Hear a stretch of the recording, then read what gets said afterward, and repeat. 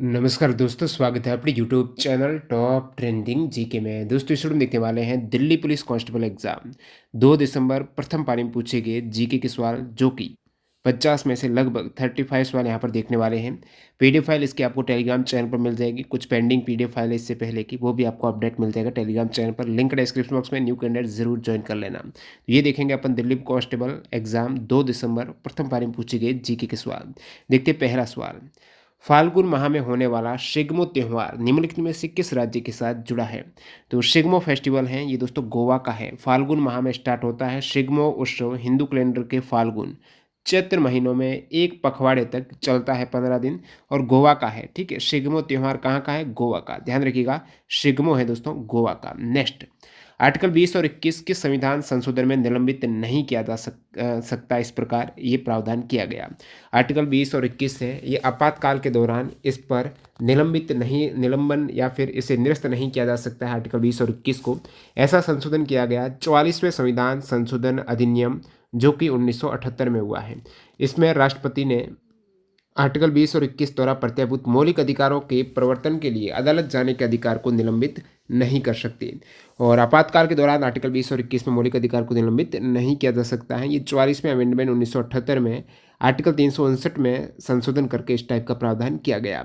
Next अपना सवाल है, कवरेज एंड कन्विक्शन पुस्तक के लेखक कौन है? कवरेज एंड कन्विक्शन पुस्तक के जो ऑथर हैं वो भारतीय जनरल विजय कुमार सिंह की ये आत्मकथा है, जो कि शिव कुणाल वर्मा के साथ लिखी गई है। 2013 में इसे पब्लिश किया गया।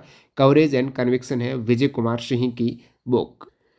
अगला सवाल देखें उससे पहले टेक्स्ट बुक की रेस टू सिलेक्शन सेल। यदि आप टेक्स्ट बुक पास अभी तक नहीं लिया है, न्यू कैंडिडेट हो और कोई भी एग्जाम की तैयारी कर रहे हो, मॉक टेस्ट नहीं लगाते हो, तो अभी भी आपके पास एक बेहतरीन अपॉर्चुनिटी है टेक्स्ट बुक की तरफ से। टेक्स्ट बुक पास लेकर आप डेली मॉक टेस्ट लगाना है और उसका एनालिसिस करना है कहाँ पर आप गलतियाँ कर रहे हो। समय रहते यदि उसमें आप सुधार करते हुए तैयारी करेंगे तो ज़रूर आपका सिलेक्शन होगा। और यहाँ पर अभी ऑफर चल रहा है जिसमें टीटीजी के कूपन कोड आपको यूज़ करना है और टेक्स्ट बुक पास प्रो आप ले सकते हो। ईयरली पास प्रो आपको मिल जाएगा 449 में टीटीजी के कूपन कोड के बाद। तो पास प्रो में क्या होता है, प्रीवियस ईयर के जितने भी मॉक टेस्ट रहते हैं, पेपर रहते हैं, वो मॉक फॉर्म में आप अटेम्प्ट कर पाएंगे। प्रीवियस ईयर के पेपर मॉक फॉर्म में अटेम्प्ट कर पाएंगे पास प्रो के तहत। प्रीवियस ईयर के अतिरिक्त उस पर आधारित भी आपको टेस्ट मिल जाएंगे। और यहाँ पर 700 प्लस एग्जाम्स मॉक टेस्ट है। एसएससी जीडी की तैयारी कर रहे हो या फिर आने वाले रेलवे एग्जाम को टारगेट कर रहे हो, तो अभी से यदि आप पास ले लेंगे तो 1 साल की वैलिडिटी में ये आपको सारे मॉक टेस्ट हैं मिल जाएंगे 700 प्लस एग्जाम्स के। टीटीजी के कूपन कोड यूज़ कर लेना, लिंक डिस्क्रिप्शन बॉक्स में है। अगला सवाल है, जयदेव ने कौन सी बुक लिखी थी? जयदेव के दौरान लिखित पुस्तक है गीत गोविंद। कौन सी? गीत गोविंद पुस्तक के रचयिता हैं जयदेव। नेक्स्ट देखते हैं, माइन काम्प। माइन काम्प किसकी आत्मकथा है? माइन काम्प जर्मनी के तानाशाह और पूर्व चांसलर एडोल्फ हिटलर द्वारा लिखित एक पुस्तक है। तो माइन काम्प किसकी ऑटोबायोग्राफी है? तो वो है दोस्तों एडोल्फ हिटलर की। खुल्लम नृत्य एंड चेराव नृत्य हैं, ये जो कहाँ के हैं, किस राज्य से संबंधित नृत्य हैं? चेराव नृत्य पहले भी एग्जाम में आ चुका है। मिजोरम का डांस है चेराव और खुल्लम, दोनों ही मिजोरम के पारंपरिक नृत्य हैं। और जो चेराव नृत्य इसमें 4 लोग बांस की छड़ों के 2 विपरीतांग जोड़े लिए होते हैं। नेक्स्ट सवाल नंबर 7, राज्यपाल की उम्र कितनी होनी चाहिए? राज्यपाल की आपको उम्र पूछिए मिनिमम, तो राज्यपाल और राष्ट्रपति इन दोनों के लिए 35 वर्ष मिनिमम एज आवश्यक है। और ग्राम पंचायत चुनाव के लिए उम्मीदवार की न्यूनतम आयु है, ग्राम पंचायत चुनाव के लिए 21 वर्ष। मेंबर ऑफ पार्लियामेंट लोकसभा सदस्य के लिए 25 वर्ष है। एमएलए है विधानसभा सदस्य के लिए भी 25 वर्ष है। राज्यसभा सदस्य के लिए ध्यान रखना 30 वर्ष है। और दोस्तों मैं आपको बता दूं, 61वां संविधान संशोधन किया गया 1989 में, जिसमें पहले मतदान की आयु 21 वर्ष थी, उसको घटाकर कर दिया 18 वर्ष 61वें संविधान संशोधन 1989 के तहत। मौलिक कर्तव्य है वो किस देश के संविधान से, मौलिक कर्तव्य है वो किस अनुच्छेद में है? मौलिक कर्तव्य की बात करें आर्टिकल 51 क में मिलेंगे 11 मौलिक कर्तव्य। और इस मौलिक कर्तव्य में एक सवाल पूछा है, मौलिक कर्तव्य आर्टिकल 51 क डी में क्या है? तो पूरे देश की डी यानी जो रक्षा करना, देश की रक्षा करना, डॉन रहेंगे तभी रक्षा करेंगे, डी डॉन। तो देश की रक्षा करना आर्टिकल 51 का डी में है। बाकी इससे पहले के जो भी आर्टिकल 51 का मैं बता चुका हूँ, जैसे कि पहला है 51 क ए में प्रत्येक नागरिक का कर्तव्य होगा संविधान का पालन करें, उनके आदर्श संस्थाओं राष्ट्रध्वज और राष्ट्रगान का आदर करें। 51 का बी में है, स्वतंत्रता के लिए हमारे राष्ट्रीय आंदोलन को प्रेरित करने वाले उच्च आदर्श को हृदय में रखें। सी में है भारत की प्रभुता, एकता और अखंडता की रक्षा करें, यानी 3। सी में 3 हो गए ना, 1 2 3 प्रभुता, एकता, अखंडता। डी देश की रक्षा करें। ई में क्या है, इक्विलिटी यानी समानता और समान भ्रातृत्व की भावना ई में। एफ में फेल नहीं करना है अपनी संस्कृति को, सामाजिक संस्कृति की गौरवशाली परंपरा का महत्व समझे, उसका निर्माण करें। जी में आपको पर्यावरण के पीछे जी लगाना, ठीक है, मतलब पर्यावरण को तो जी लगाना ही है, तो पर्यावरण की रक्षा करना। एच में वैज्ञानिक दृष्टिकोण है। आई में सार्वजनिक चीज है, मैं पर नहीं चलना, सार्वजनिक सभी के लिए, ठीक है। जे में व्यक्तिगत और सामूहिक गतिविधियां हैं और के में माता पिता संरक्षक का दायित्व है 6 से 14 वर्ष के बच्चों को प्राथमिक शिक्षा देना। ये 86 अमेंडमेंट 2002 में जोड़ा गया है, 11वां, ठीक है। नेक्स्ट है पंचवर्षीय योजना किसने सर्वप्रथम संसद में रखा। पंचवर्षीय योजना को उस समय प्रधानमंत्री जवाहरलाल नेहरू जी ने भारत की संसद को पहली पंचवर्षीय योजना प्रस्तुत की थी। तो प्रथम जो प्लान था 1951 से 56, जवाहरलाल नेहरू थे प्रधानमंत्री उस समय। सेकंड प्लान में भी जवाहरलाल नेहरू थे 56 में, 56 से 61, और थर्ड 61 से 66 में भी जवाहरलाल नेहरू। तो प्रथम 3 प्लान है, उसमें जो प्रधानमंत्री थे वो जवाहरलाल नेहरू जी थे। अब 3 के बाद चौथा में गैप आया प्लान हॉलीडे 1966 से 69, और चौथा हो गया 1969 से 74, इंदिरा गांधी थी उस समय प्रधानमंत्री। पांचवें में भी 74 से 78 इंदिरा गांधी, और रोलिंग प्लान आया फिर 78 से 90, 80, 80 के बाद 80 से 85 इंदिरा गांधी थी सिक्स प्लान में। सेवन्थ प्लान 85 से 90 राजीव गांधी। एनुअल प्लान 1990 से 1992 है। एट्थ प्लान की बात करें तो 1992 से 1997 में पीवी नरसिम्हा राव थे उस समय प्रधानमंत्री। एट प्लान का पूछा जाता है, उस समय उदारीकरण की नीति आई थी ना 1991 में, तो प्रधानमंत्री पीवी नरसिम्हा राव थे। तो ये एट प्लान में उदारीकरण की नीति आई थी, एलपीजी वाली नीति आई थी, ठीक है। नाइन्थ प्लान में 1997 से 2002 अटल बिहारी वाजपेयी थे। 10th में अटल बिहारी वाजपेयी और मनमोहन सिंह थे 2002 से 2007, और 11th प्लान 2007 से 2012 मनमोहन सिंह। 12 2012 से 2017 लास्ट प्लान मनमोहन सिंह थे प्रधानमंत्री। राष्ट्रीय खेल 2022 में सर्वश्रेष्ठ पुरुष एथलीट किसे चुना गया। राष्ट्रीय खेल 2022 में सर्वश्रेष्ठ पुरुष एथलीट हैं वो दोस्तों चुना गया है साजन प्रकाश को। तो ये स्विमर है, तैराक है साजन प्रकाश, स्वर्ण पदक जीतने वाले तैराक साजन प्रकाश जो केरला से हैं, उनको सर्वश्रेष्ठ पुरुष एथलीट चुना गया। और सर्वश्रेष्ठ महिला एथलीट के तौर पर हर्षिका रामचंद्र कर्नाटक से हैं, ये भी स्विमर हैं। ये 36वें राष्ट्रीय खेल 2022 जो कि गुजरात में हुए हैं, और 37वें राष्ट्रीय खेल की बात करें तो वो गोवा में हुए हैं। तो 37वें राष्ट्रीय खेल ये हो चुके हैं, तो ये 5 सिटी गोवा में हुए हैं। सर्वश्रेष्ठ पुरुष एथलीट 37वें राष्ट्रीय खेल में हैं दोस्तों श्री हरि नटराज। तो आने वाले एग्जाम्स के लिए इंपॉर्टेंट है, श्री हरि नटराज है सर्वश्रेष्ठ पुरुष एथलीट 37वें राष्ट्रीय खेल में। उनको 8 गोल्ड, 1 सिल्वर, 1 कांस्य पदक मिला है, कर्नाटक से हैं, ठीक है। सर्वश्रेष्ठ महिला एथलीट की बात करें तो वो है महाराष्ट्र की संयुक्ता प्रसेन काले और ओडिशा की परिणति नायक। तो महिला में 2 हैं, संयुक्ता प्रसेन काले और परिणति नायक, और पुरुष में श्रीहरि नटराज। तो नटराज पुरुष में और संयुक्ता प्रसेन प्रणति नायक हैं महिलाओं में। ये है जिम्नास्टिक में, ठीक है। और संयुक्ता प्रसेन है, इनको संयुक्त रूप से दोनों को मिला है जिम्नास्टिक में। और बात करूं 37वें राष्ट्रीय खेल जो गोवा में हुए हैं, 38वें नेक्स्ट आपका उत्तराखंड में होंगे। तो इसमें प्रथम रैंक रही है महाराष्ट्र की, जिसके टोटल 228 मेडल है, 80 गोल्ड है। सेकंड सर्विसेज की रही है, थर्ड हरियाणा की रही है। अगला सवाल है रणजी ट्रॉफी कब शुरू हुई थी दोस्तों। रणजी ट्रॉफी की शुरुआत 1934 में हुई थी, और 2022-23 रणजी ट्रॉफी की विजेता है सौराष्ट्र। तो 1934 रणजी ट्रॉफी की शुरुआत। खेल एवं संबंधित सही टर्म का सवाल था, जिसमें एक थर्ड मैन करके था, टर्म क्रिकेट दे रखा था, जो सही था। थर्ड मैन होता है क्रिकेट मैन। अब क्रिकेट की ये स्थिति है, खिलाड़ी की पोजीशन है पूरे ग्राउंड में, थर्ड मैन है जो कि विकेट के जो पीछे हैं, पीछे की साइड में रहते हैं, ये स्टंप है, तो इस साइड में रहते हैं थर्ड मैन।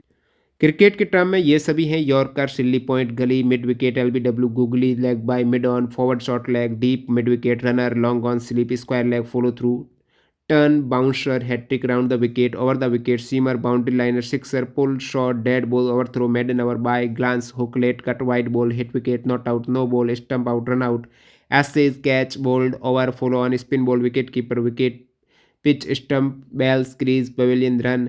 तो ये सभी क्रिकेट के टर्म हैं। All India Trade Union Congress के पहले अध्यक्ष कौन थे। All India Trade Union Congress के पहले अध्यक्ष थे लाला लाजपत राय। इसकी स्थापना, All India Trade Union Congress की स्थापना कब हुई। 31 अक्टूबर 1920 को। कब, 1920 को।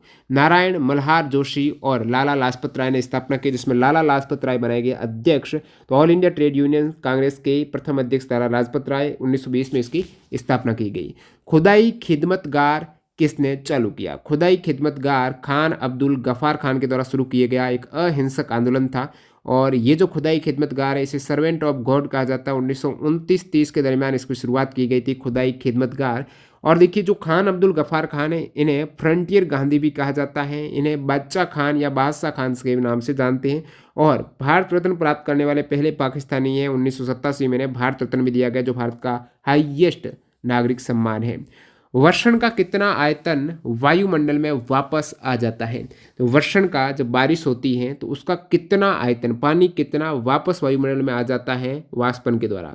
तो 2/3। जो बारिश का पानी धरती पर आता है उसका 2/3 का मतलब है लगभग 67% पानी है वापस वायुमंडल में चला जाता है। तो 67% पानी वापस। कर्नाटक में भक्ति आंदोलन के संस्थापक कौन थे? कर्नाटक में भक्ति आंदोलन के संस्थापक थे बसवना। कौन? बसवना थे। 12वीं शताब्दी में कर्नाटक में एक नवीन आंदोलन का उद्भव हुआ जिसका नेतृत्व बासवना ने किया। ये बासवना नामक ब्राह्मण ने किया है। बासवना कलाचुरी राजा के दरबार में मंत्री थे। माजुली त्योहार किस नदी के तट पर मनाया जाता है? दोस्तों एक माजुली जो द्वीप है, आइलैंड है, जो एक नदी का द्वीप है, ये असम की ब्रह्मपुत्र नदी के मध्य में। लेकिन जो माजुली फेस्टिवल ये ब्रह्मपुत्र पर नहीं, ये लुइत नदी के तट पर मनाया जाता है। जो माजुली उत्सव है ना, ये माजुली में लुइत नदी के तट पर मनाया जाता है। माजुली असम के ब्रह्मपुत्र नदी के मध्य में बसा एक सबसे बड़ा, कहेंगे एशिया का या भारत का सबसे बड़ा नदी द्वीप है। और माजुली त्यौहार है वो लुइत नदी के तट पर। नेक्स्ट सवाल देखते हैं। 1857 में कानपुर से नेतृत्व किसने किया? 1857 में कानपुर से दोस्तों नेतृत्व किया था नाना साहेब ने। और भी मैं नेतृत्वकर्ताओं की बात करूं अलग अलग स्थान से, तो लखनऊ से किया था बेगम हजरत महल ने। कानपुर नाना साहिब, लखनऊ बेगम हजरत महल, और दिल्ली से बहादुर शाह जफर ने किया। बैरकपुर, इससे यहाँ से मंगल पांडे ने किया बैरकपुर से। पटना पीर अली ने किया पटना से। जगदीशपुर जो बिहार है वहाँ से बाबू कुंवर सिंह ने। मेरठ से कदम सिंह ने। झांसी से रानी लक्ष्मीबाई। बरेली से खान बहादुर। दिल्ली बहादुर शाह जफर। लखनऊ हजरत महल, और कानपुर से नाना साहेब। नेक्स्ट वाला देखते हैं। ए आर रहमान को ऑस्कर कब मिला? ए आर रहमान को ऑस्कर मिला दोस्तों 2009 में। एक नहीं, 2 ऑस्कर दे दिए गए। एक तो दिया गया बेस्ट ओरिजिनल स्कोर में स्लम डॉग मिलीनियर मूवी हेतु 2009 में। एक बेस्ट ओरिजिनल सॉन्ग हेतु जय हो सॉन्ग हेतु 2009 में दिया गया। एक प्रश्न हरित क्रांति से था, इसमें कौन संबंधित व्यक्ति नहीं है? हरित क्रांति से संबंधित व्यक्ति की बात करें तो भारत में हरित क्रांति का नेतृत्व किया एम.एस. स्वामीनाथन ने। विश्व में हरित क्रांति के जनक है नॉर्मन बोरलॉग। हरित क्रांति जो शब्द दिया है विलियम गॉड ने दिया। भारत में हरित क्रांति के समय प्रधानमंत्री लाल बहादुर शास्त्री थे, सेकंड प्राइम मिनिस्टर थे इंडिया के। 1964 से 66 में रहे और हरित क्रांति भारत में 1965 में आ गई थी।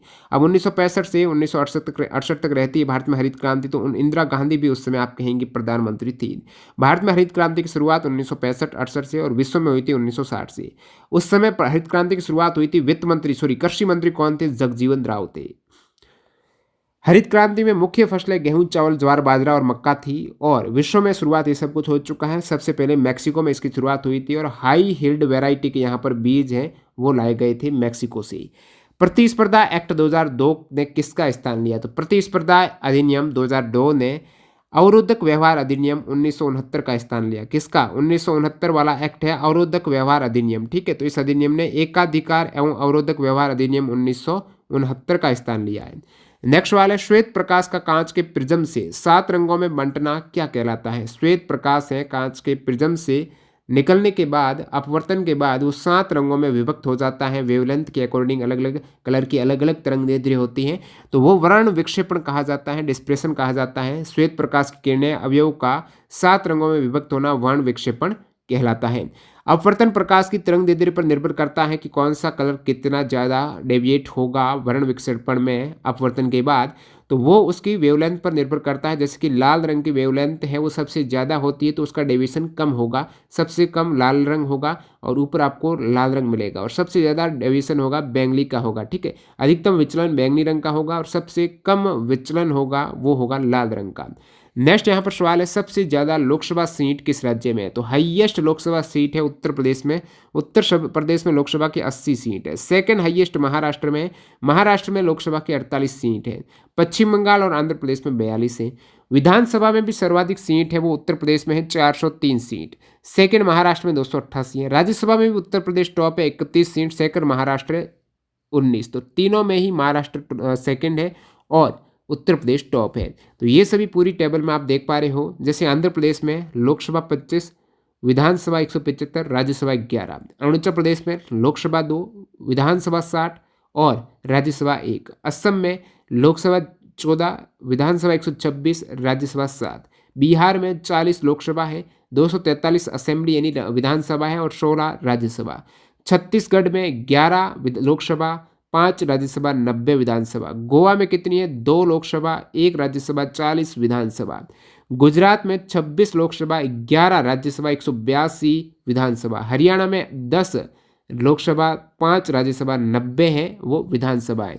इसी प्रकार आप हिमाचल प्रदेश में देख सकते हो 4 लोकसभा, झारखंड में 14 है, कर्नाटक में 28 लोकसभा, केरल में 20 है, मध्य प्रदेश में 29 है, महाराष्ट्र में 48 है, मणिपुर मेघालय में 2-2 है, सबसे कम मिजोरम में 1, नागालैंड में 1 है, दिल्ली में 7 है। ध्यान रखना दिल्ली में लोकसभा 7 है, ये याद रखना 7 गुणा 10 कर दो यानी विधानसभा 70 है और 3 राज्यसभा है। तो दिल्ली का विशेषकर याद रखिएगा 7 है दिल्ली में लोकसभा, 70 है वो विधानसभा है और 3 है वो राज्यसभा है।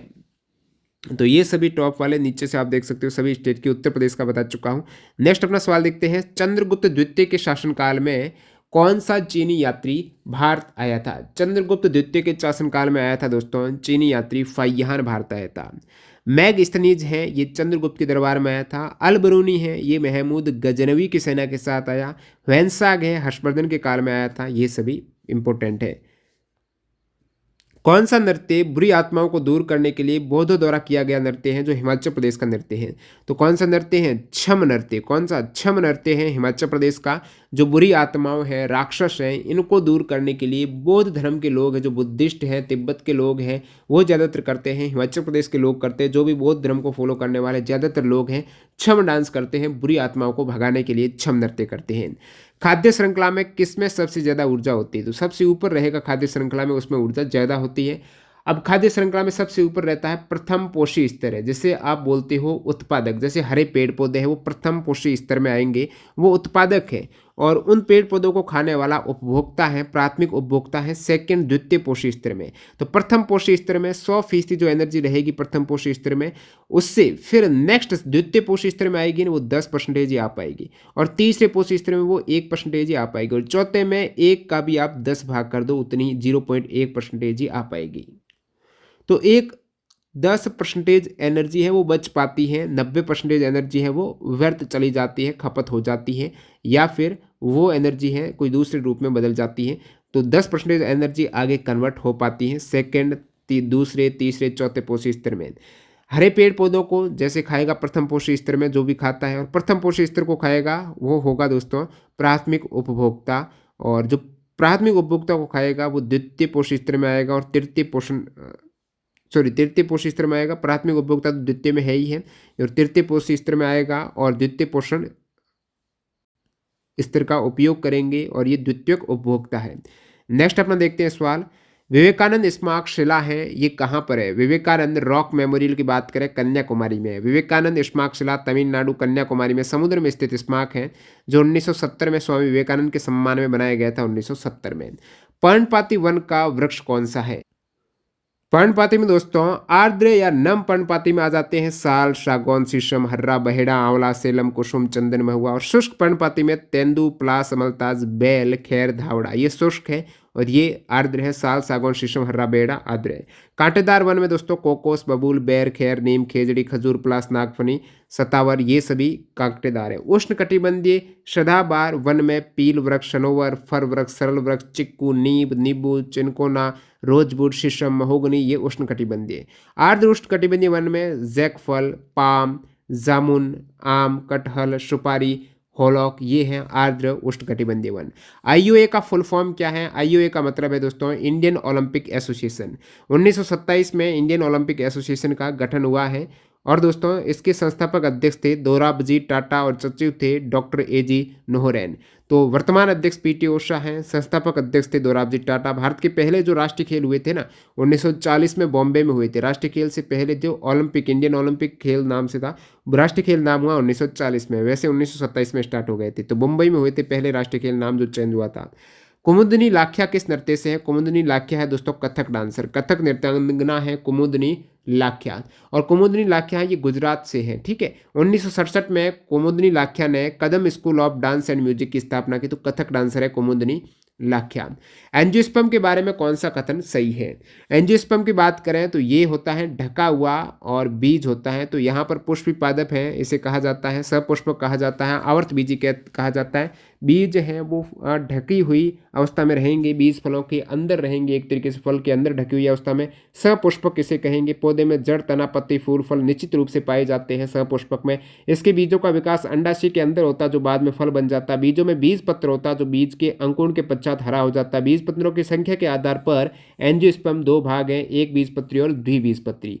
अब एक बीजपत्री में यहाँ पर बात करें तो इसके उदाहरण में आपको मिल जाएगा मक्का, चावल, गन्ना, गेहूं, प्याज, नारियल, घास, अदरक, केला, ये एक बीजपत्री है। और द्विबीजपत्री में आलू, मटर, सूरजमुखी, गुलाब, नीम, सेब, बरगद, बीन्स, टमाटर, दालें, ये द्विबीजपत्री। एक होता है दोस्तों जिम्नोस्पर्म, यानी जिसका नग्न अवस्था में रहेगा, नग्न बीजी रहेगा, बीज है वो फल में ढकी हुई अवस्था में नहीं रहते हैं जिम्नोस्पर्म में।